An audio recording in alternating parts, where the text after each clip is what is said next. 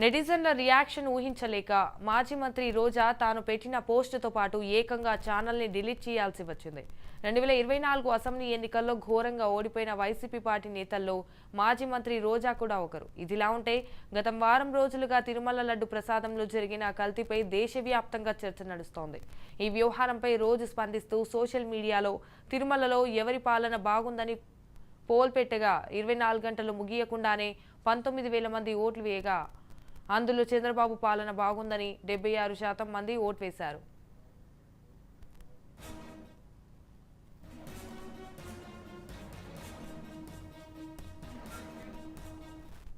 అలాగే తిరుమల లడ్డు ప్రసాదం కల్తీ వ్యవహారంలో తప్పు ఎవరిది అని deputy CM Pawan Kalyan, CM Chandrababu Naidu, మాజీ సీఎం జగన్లపై పోల్ పెట్టింది. ఈ పోల్కు కూడా 23 గంటలకు 62,000 మంది ఓట్లు వేశారు. ఇందులో 72% మంది మాజీ సీఎం జగన్ వల్లే తిరుమల లడ్డు కల్తీ జరిగిందని ఓట్లు వేశారు.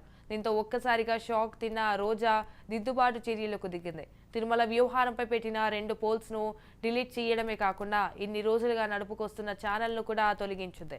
దీంతో ఆమె పెట్టిన పోల్స్కు సంబంధించిన స్క్రీన్ షాట్లను సోషల్ మీడియాలో పోస్ట్ చేస్తున్న నెటిజన్లను మాజీ మంత్రి రోజాను ట్రోల్ చేస్తున్నారు.